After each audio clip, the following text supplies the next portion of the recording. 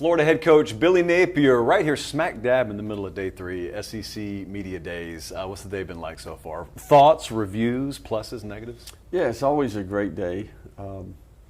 It's a reminder that we're here, right? So, like I mentioned before, my wife and I do the anniversary trip. We back it right up to Media Day, and then it's turn the page. Kind of get in that submarine and go under the water. Everybody learns lessons from everything in life, hopefully. So you've been around this carousel a couple of times now in the SEC, and I'm really interested because Florida is always in the news for something. It's the blessing and curse of being at a high-profile program. What are some of the personal lessons you've learned? I mean, what are some of the things that you're looking at, even going into this year, saying, I'm glad I know that now? Well, your time is divided. When you take on a challenge of this magnitude, you're essentially giving a year of your life away. There's a long list of things to do. And that year one is a blender, and I think for us, there was a lot of adjustment relative to the recruiting calendar, NIL, the portal. So one heck of a year to take on an SEC power like Florida. But I think ultimately I left a place at Louisiana where I had probably the best relationship with players and staff that I've had in my career. And then you're quickly reminded that, hey, we're starting over here, right? So. But I'm up for the challenge. I love this game. I love everything about the game. I love all parts of my job. I love to evaluate, love to recruit. I love the leadership component. I love the strategy. And certainly there's a elite competition in the SEC that makes this job attractive. So I'm excited about year 2, man. I just see us getting better at all parts of our process. It's evident in recruiting, and I really believe that we'll see some similar trends in our football. Well, a lot of times if you assess an organization, yours is a football team, could be a Fortune 500 company, you're looking for those just incremental gains in multiple compartments, which could be the difference in 4 wins any given season. So I'm going to ask you about the quarterback situation in a second, but if you look beyond that, where are those gains? What gives you the confidence?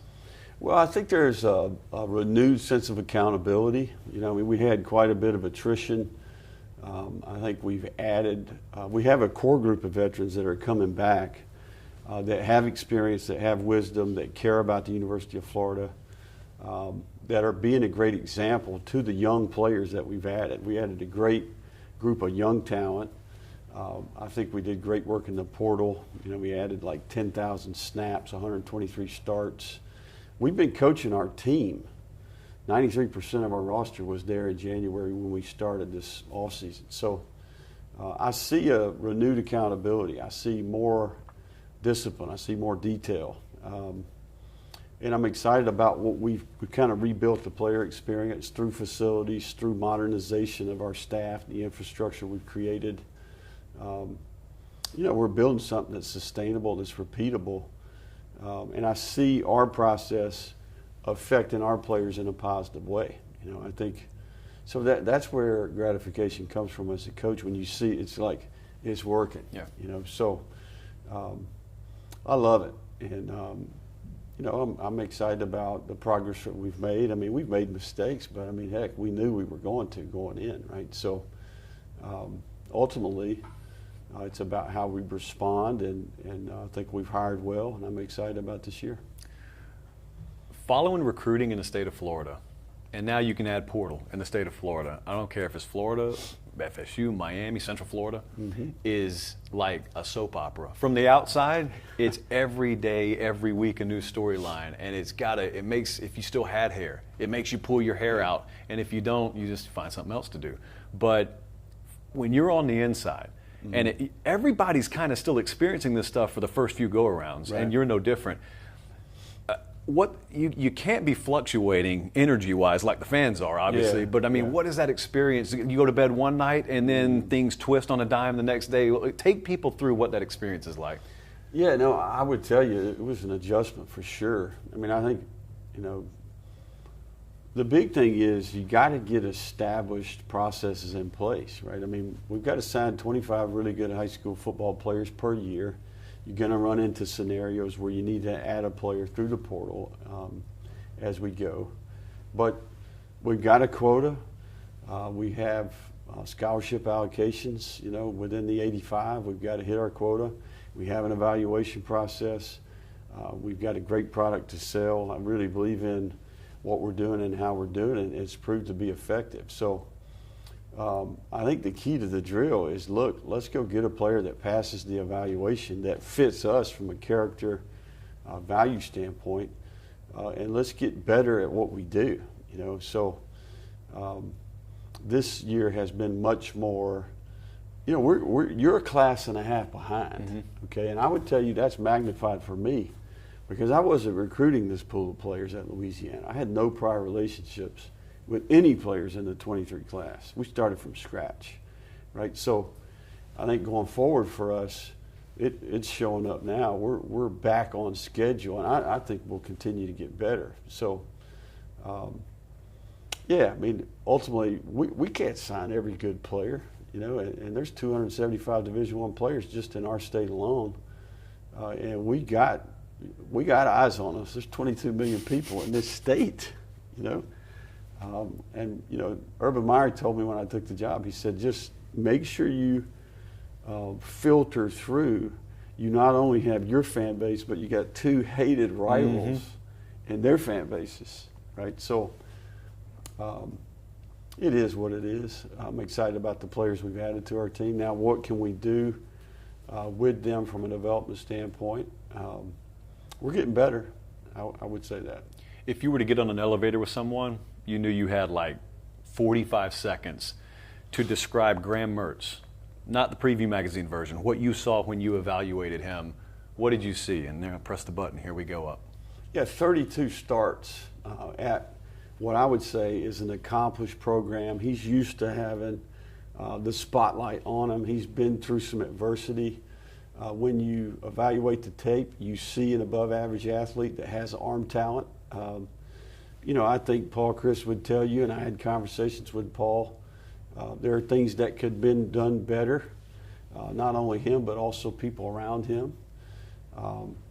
When you meet the person, I think you see a renewed sense, a lease on life, and an opportunity, and a guy that's hungry. This guy's been doing two-a-days since the day he got to our place.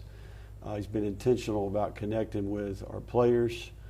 And the guy's very capable. He's one of the best quarterbacks in the country coming out of high school. So we're getting a veteran player that makes the character makeup of our team better, and is an example of a level of professionalism that I have the utmost respect for. I'm going to get you out of here on this. You guys had some late coaching turnover. It was a little different in the cycle than it would have been for most. I thought a little bit of the criticism was kind of dumb about it, but it happened. Yeah. So you had to go into the hiring cycle a little bit later than normal. Yeah. Walk me through that, and walk me through, as a result, what kind of staff you think you have going into this year. Yeah, no, I tell you, what a year. The NFL pushes things back a year. 2 sitting head coaches in the Super Bowl, then that creates a scenario where they come after college coaches. Unique things. They paid buyouts for our assistants, which is uncommon. So that's a compliment to those guys and the work that they put into their reputation and their career. But it presents opportunity. I think every time you have attrition, especially at a place like Florida, you've got opportunity, and I think we hit the jackpot with Austin. There's continuity there from a system perspective, and then just familiarity with our tree and the way we operate. So, Billy Gonzalez is probably one of the better college football coaches of receivers in the history of the game. The pedigree, the number of players. To see immediately former players start showing up one at a time in our building, not just receivers but other players. So, he is valuable to me as well because of his experience at Florida. He was there in its prime. Then he observed the evolution, the slide, as we say. So he has, you can ask him a question, and he has a pretty good pulse on what was going on. So, and to get Russ Callaway to promote from within, I think is healthy for your organization, because all the other people in the building are like, okay, he promoted within. he's watching me. And I think Russ has proven to be very effective in his role as a football coach and recruiter, a former play caller, very well connected in our SEC footprint, experience at Alabama, LSU, and certainly was a team captain and a quarterback at Valdosta State. So Russ's dad is one of the legendary offensive line coaches in college football. So we got 3 good ones. We had minimal attrition outside of that in the organization, and we're going to benefit from that next year.